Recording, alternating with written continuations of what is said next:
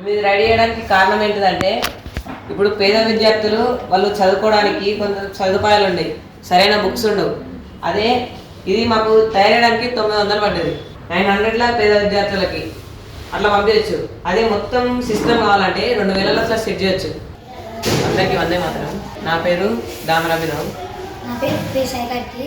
మేమిద్దరం 9వ తరగతి చదువుతున్నాం. మేము వందే మాత్రం ఫౌండేషన్ నితిన్ భవన్ తొర్రూరు నుంచి వచ్చాము.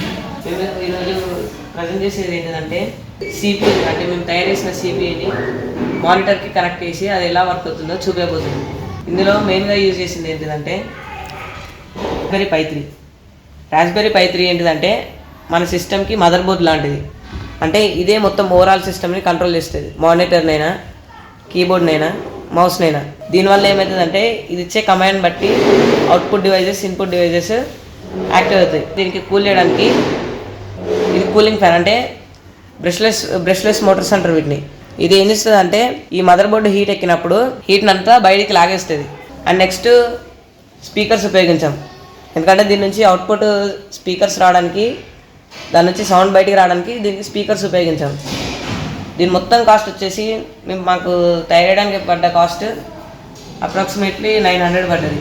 ఇప్పుడు చూద్దాం మానిటర్కి కనెక్ట్ చేసి ఇది ఎలా వర్క్ అవుతుంది. ఇన్పుట్ డివైజెస్ ఏంటి, అవుట్పుట్ డివైజెస్ ఏంటి. ఈ ఇన్పుట్ డివైజెస్ అవుట్పుట్ డివైజెస్కి యూఎస్బీ జాక్స్ ఉపయోగపడుతుంది. ఎందుకంటే మనం పెన్ డ్రైవ్ పెట్టినప్పుడు ఏమవుతుందంటే అది రీడ్ చేయడానికి ఇది ఉపయోగపడుతుంది. మళ్ళీ పెన్ డ్రైవ్కి మనం ట్రాన్స్ఫర్ చేయాలన్నా ఇది ఉపయోగపడుతుంది. ఇది కీబోర్డ్కి మౌస్కి. ఇది ఎథర్నెట్, అంటే మనం వైర్లెస్ వైఫై కాకుండా వైర్డ్ వైఫై కూడా పెట్టుకోవచ్చు. దీనికి వైర్డ్ వైఫై కనెక్ట్ అయితే వైఫై ఆటోమేటిక్గా కనెక్ట్ అయిపోతుంది. ఇప్పుడు మానిటర్ సెక్షన్కి వెళ్ళిపోవాలి. మనం తయారు చేసిన సిపిఐని మానిటర్ కనెక్ట్ చేసి చూద్దాం ఎట్లా వర్క్ అవుతుందని. తీసుకోవాల్సింది ఏంటంటే విజిఏ కేబుల్ని మానిటర్కి కనెక్ట్ చేయాలి. మానిటర్కి కింద ఉంటుంది ఆప్షన్, ఇక్కడ విజిఏ అని రాసి ఉంటుంది, మనం దానికి కనెక్ట్ చేయాలి. నెక్స్ట్ ఈ విజిఏ కేబుల్ని మన సిపిఐ కనెక్ట్ చేయాలంటే విజిఏ టు HDMI కనెక్టర్ తీసుకున్నాం, పెట్టితే కనెక్ట్ అయిపోద్ది. తర్వాత స్పీకర్స్ కనెక్షన్ తీసుకోవాలి, ఎందుకంటే నేను ఆప్షనల్ స్పీకర్ తీసుకుంటాను. లోపల యాంప్లిఫైర్ సర్క్యూట్ ఉపయోగించాలి కాబట్టి ఫస్ట్ మనం రైట్ టు రైట్ తీసుకుందాం, ఎందుకంటే దీంట్లో ఒకటే పవర్ పిన్ ఉంటుంది, ఒకటే ఆడియో అవుట్పుట్ పిన్ ఉంటుంది. కాబట్టి మనం ఆడియో అవుట్పుట్ పిన్ ఏది బాగా రావాలంటే రైట్ తీసుకోవాలి. స్పీకర్లో కూడా రైటే కనెక్ట్ చేయాలి. రైట్ కనెక్ట్ చేస్తే ఏమవుతుందంటే కొంచెం క్లారిటీ సౌండ్ వస్తుంది. మానిటర్కి పవర్ ఇవ్వాలి. మానిటర్కి పవర్ లేనిది సిస్టమ్ పనిచేయదు, మానిటర్కి అయినా సిపియూకి అయినా. ఫస్ట్ పవర్ పిన్ కనెక్ట్ చేద్దాం. దీన్ని AC 240 వోల్టేజ్. నేను ఇక్కడ బోర్డు అరేంజ్ చేసుకున్న ఒకటి దానికి కనెక్ట్ చేస్తున్నా, అయిపోయింది. నెక్స్ట్ సిపియూకి పవర్ ఇద్దాం. మీరు ఇక్కడ అబ్జర్వ్ చేయొచ్చు, మనం పవర్ పిన్ కనెక్ట్ చేయడగానే ఇక్కడ సిపియూ ఫ్యాన్ ఆటోమేటిక్గా ఆన్ అయింది. కూల్ ఎయిర్ ఆల్రెడీ పైనకి వస్తుంది. నెక్స్ట్ మానిటర్ కూడా ఆటోమేటిక్గా ఆన్ అవుతుంది. చూడండి లోపల లైట్ కూడా వెలుగుతానట్టుంది. లోపల సిపియూ పనిచేస్తుంది అంటే అది ఆన్ అయిందని తెలియడానికి ఒక ఇండికేషన్ లైట్ ఉంటుంది, ఆ లైట్ కూడా చూపిస్తుంది ఇండికేషన్. మనకైనా సిపియూలో ప్రాబ్లం ఉంటే రెడ్ లైట్ వెలిగి బజర్ ఇస్తుంది, ఈ ప్రాబ్లం ఉంది ఆ ప్రాబ్లం ఉంది అని మానిటర్లో చూపెడుతుంది. నెక్స్ట్ మానిటర్ చూడండి, నేను ఇలా సిపియూలో ఏ ఓఎస్ ఇన్స్టాల్ చేసిన అంటే మెమరీ కార్డులో ఏ ఓఎస్ ఇన్స్టాల్ చేసిన అంటే లినోటాప్ అనే ఓఎస్ ఇన్స్టాల్ చేసిన. లినోటాప్ రాస్బెర్రీ పై 3 అంటే మెమరీ నుంచి రాస్బెర్రీ పై 3కి ఇన్స్టాల్ చేసిన నేను, ఎందుకంటే లినోటాప్ అనేది కొంచెం అప్డేటబుల్ ఓఎస్, అందుకే అది ఇన్స్టాల్ చేసినామంటే కొంచెం స్పీడ్గా పనిచేస్తుంది అని. సో ఇప్పుడు ఈ సిపియూ బేస్ మీద రన్ అవుతుంది కదా మానిటర్. ఇప్పుడు ఈ సిపియూ బేస్ మీద రన్ అవుతుంది మానిటర్, చూడవచ్చు మీరు. నెక్స్ట్ స్పీకర్ పవర్ ఆన్ చేస్తున్నాం. నెక్స్ట్ కనెక్ట్ అయ్యే డివైజెస్ ఏంటంటే మౌస్ను కీబోర్డ్ అనే అవుట్పుట్ డివైజెస్కి మనం ఈ జాక్స్ ఉపయోగించవచ్చు. ఈ జాక్స్ దేనికంటే అవుట్పుట్కి ఇన్పుట్కి పనికొస్తుంది. మనం పెన్ డ్రైవ్లో ఏదైనా మ్యాటర్ డౌన్లోడ్ చేయాలన్నా లేకపోతే ట్రాన్స్ఫర్ చేయాలన్నా రిసీవ్ చేసుకోవాలన్నా వీటితోనే. మనం దీనికి మౌస్ కీబోర్డ్ కనెక్ట్ చేద్దాం, ఎందుకంటే ఇది అవుట్పుట్ డివైజెస్ కూడా. ఇది ఎథర్నెట్ కనెక్షన్ అంటే మనము వైర్లెస్ కాకుండా వైర్డ్ కనెక్షన్ కూడా ఇచ్చుకోవచ్చు వైఫైకి. ఈ పిన్ దానికి ఉపయోగపడుతుంది. సిపియూను కీబోర్డును మౌస్ కనెక్ట్ చేసాం, చూడొచ్చు ఇక్కడ మౌస్ అండ్ కీబోర్డ్ ఆన్ అయిపోయింది. అండ్ స్క్రోలర్ కూడా పనిచేస్తుంది. ఫస్ట్ మనం ఈ లినోటాప్లో స్పెషల్ ఏంటిదంటే మనకి ఏ యాప్స్ ఒకడు కింద సెర్చ్ బార్ కూడా ఉండదు. మనం ఏం చేయాలంటే ఫస్ట్ మిడిల్కి రావాలి. రిఫ్రెష్ ఆప్షన్ కూడా ఉండదు. మనం రిఫ్రెష్ చేసుకోవాలంటే కీబోర్డ్లో ఉన్న షార్ట్ కట్ కీస్తోనే. అంటే ఎట్లా అంటే F4 అయితే ఆటోమేటిక్గా రిఫ్రెష్ అయిపోద్ది. అట్లా రిఫ్రెష్ అయిపోద్ది. నెక్స్ట్ రైట్ క్లిక్ ఇచ్చినామంటే కింద మనకు ఆప్షన్స్ వస్తాయి. దీనికి వైఫై ఆప్షన్ కూడా ఉంది.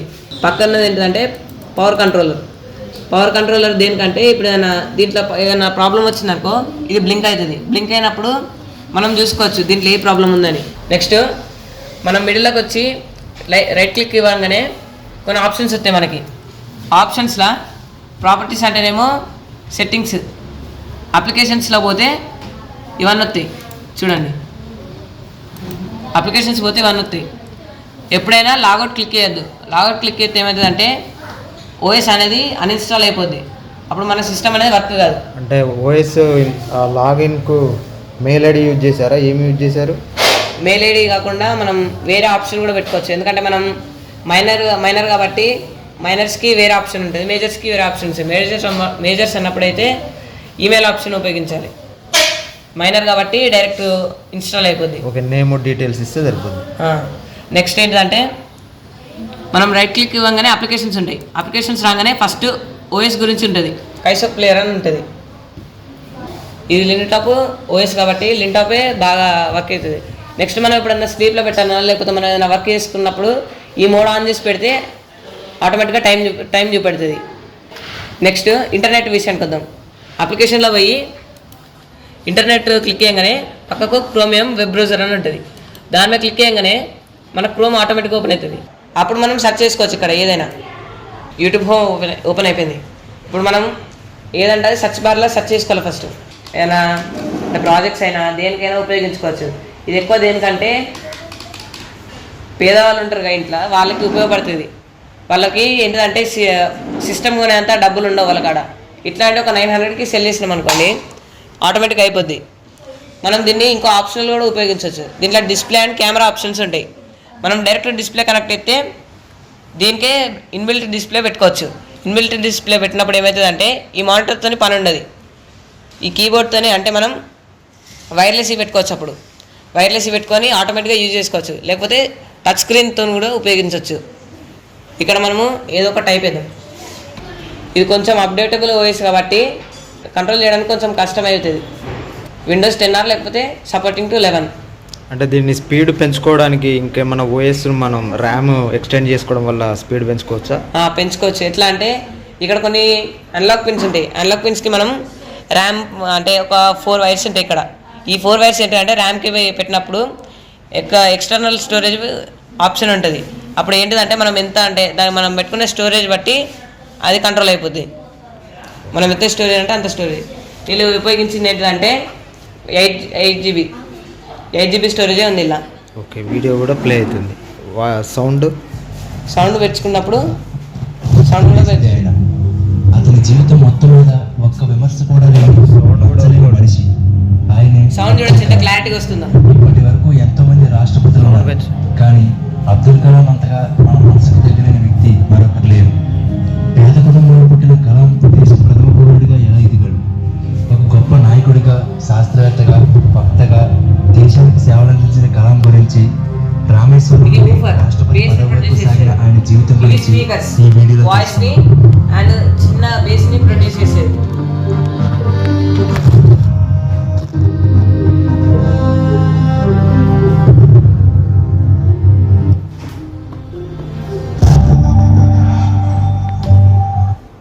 ఒక ముస్లిం కుటుంబంలో ఫుల్ స్క్రీన్ చూడొచ్చు ఎంత క్లారిటీలో వస్తుందంటే. అక్టోబర్ 15న జన్మించాడు. ఈయన తండ్రి పేరు జైనలుబ్దీన్. ఈయన పడవ నడిపేవారు. తల్లి ఆశమ్మ. కలాం పూర్తి రామనాథపురంలో స్క్వార్జ్ మెట్రికులేషన్ స్కూల్లో 10వ తరగతి వరకు చదువుకున్నాడు. మనం దీంట్లో యూట్యూబ్ అని కాదు, ఏదైనా అప్లికేషన్స్ అప్లై చేయాలన్నా కూడా అప్లై చేసుకోవచ్చు. ఇప్పుడు దగ్గరలో ఏం అప్లికేషన్ ఉందంటే TSNMMS, TSBSC. ఏదైనా మనము వెబ్సైట్ సెర్చ్ చేద్దాం.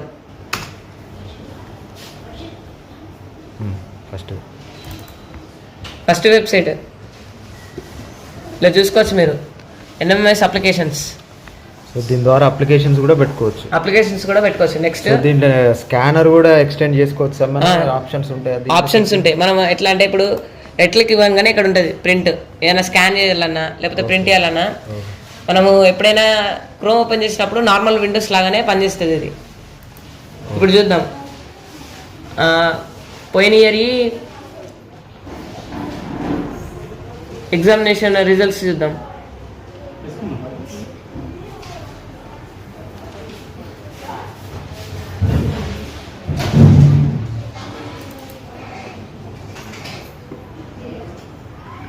ఇది రెడీ చేయడానికి కారణం ఏంటిదంటే ఇప్పుడు పేద విద్యార్థులు వాళ్ళు చదువుకోవడానికి కొంత సదుపాయాలు ఉండేవి, సరైన బుక్స్ ఉండవు. అదే ఇది మాకు తయారయ్యడానికి 900 పడ్డది. 900లా పేద విద్యార్థులకి అట్లా పంపించచ్చు. అదే మొత్తం సిస్టమ్ కావాలంటే 2000 అట్లా సెట్ చేయొచ్చు. ఇది ఎట్లా వెనుకబడ్డ పేదవాళ్ళకి సరైన సోర్స్ ఉండాలి. సరైన సోర్స్ లేకపోతే ఏమవుతుందంటే వాళ్ళు చదువుకోవడానికి కష్టపడతారు. అలాంటి వాళ్ళ కోసం ఉపయోగపడాలని ఇన్నోవేషన్ చేశాం. ధన్యవాదాలు.